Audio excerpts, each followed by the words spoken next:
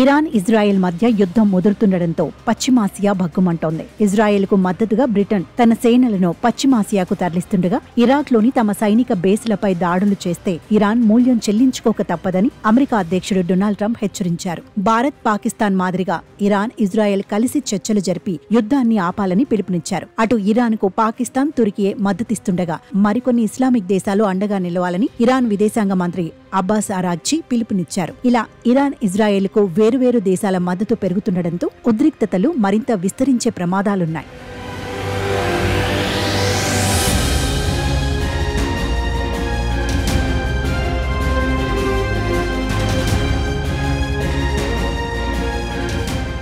మొదటి రోజు ఇరాన్ క్షిపణి కేంద్రాలు, అణుస్థావరాలు, మిలిటరీ అధికారులని లక్ష్యంగా చేసుకుని క్షిపణి, డ్రోన్ దాడులు చేయగా శనివారం నుంచి ఆర్థిక మూలాలపై విరుచుకుపడుతోంది. టెహరాన్ సమీపంలోని మరో ఇంధన కేంద్రంపై ఆదివారం ఉదయం దాడి జరిగింది. ఈ చమురు క్షేత్రాలు సైన్యం కోసం పనిచేస్తుండడం వల్లే తాము వాటిని టార్గెట్ గా చేసుకున్నామని ఇజ్రాయెల్ ప్రధాని నెతన్యాహు ప్రకటించారు. టెహరాన్ సమీపంలోని షిరాజ్లో ఉన్న అతిపెద్ద ఎలక్ట్రానిక్ ఉత్పత్తుల పారిశ్రామిక ప్రాంతంపైన ఇజ్రాయెల్ బాలిస్టిక్ క్షిపణులతో విరుచుకుపడింది. ఇక్కడ ఇరాన్ సైన్యం భారీగా ఆయుధాలను నిల్వ చేసినట్లు ఇజ్రాయెల్ చెబుతోంది. ఇరాన్లోని మషాదులో ఉన్న వైమానిక స్థావరంలో నిలిపి ఉన్న ఫైటర్ జెట్ల రీఫ్యూయలింగ్ విమానాన్ని ఆదివారం సాయంత్రం బాలిస్టిక్ క్షిపణితో కూల్చివేసినట్లు వివరించింది. టెహరాన్లోని రక్షణ శాఖ కార్యాలయాన్ని కూడా ధ్వంసం చేసినట్లు తెలిపింది.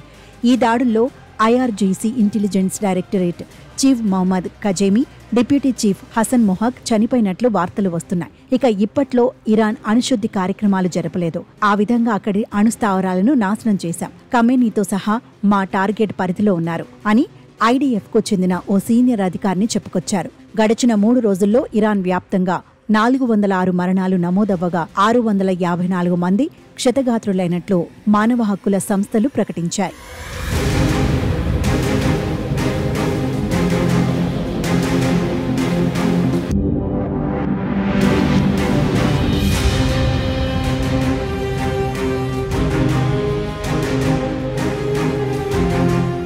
మరోవైపు ఇరాన్ తొలిసారి తన అమ్ముల పొదిలోని భీకరాస్త్రాన్ని ఇజ్రాయెల్పై ప్రయోగించింది. హస్ కాసిం బాలిస్టిక్ మిసైల్ కారణంగా టెల్ అవీవ్ శివార్లలోని పలు పట్టణాలు రూపురేఖలను కోల్పోయాయి. హజ్ కాసింను గగనతల రక్షణ వ్యవస్థలు గుర్తించలేవని ఇరాన్ విదేశాంగ శాఖ అధికారి అబ్బాస్ అరాగ్చి వెల్లడించారు. ఈ క్షిపణి దాడులతో టెల్ అవీవ్ శివార్లలోని బ్యాట్ యామ్, గుష్టాన్, షెఫెలా, తామ్రా పట్టణాల్లో భారీ ఆస్తి నష్టం సంభవించగా ఆదివారం ఒక్కరోజే 4 చిన్నారులు సహా 10 మంది మృతి చెందారు.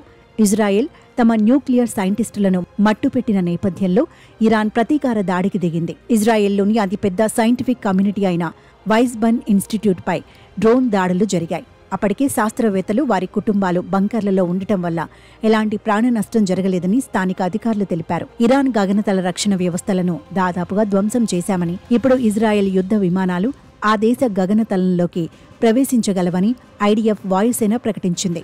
ఇరాక్లోని అమెరికా స్థావరాలపై ఇరాన్ దాడులు చేయడంతో ట్రంప్ సీరియస్ అయ్యారు.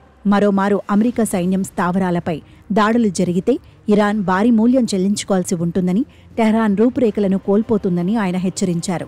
ఇజ్రాయెల్ ముప్పేట దాడులతో ఇరాన్ వెనక్కి తగ్గింది. ఇజ్రాయెల్ మాపై దాడులను ఆపితే మేము కూడా ప్రతీకార దాడులను నిలిపివేస్తామని ఇరాన్ విదేశాంగ శాఖ ప్రకటించింది. ఈ ప్రకటన వచ్చాక కూడా ఇజ్రాయెల్ నుంచి స్పందన లేకపోవడంతో ఇరాన్ తన ఆపరేషన్ సాదిక్ ప్రామిస్ 3ని ఆదివారం రాత్రి ప్రారంభించింది.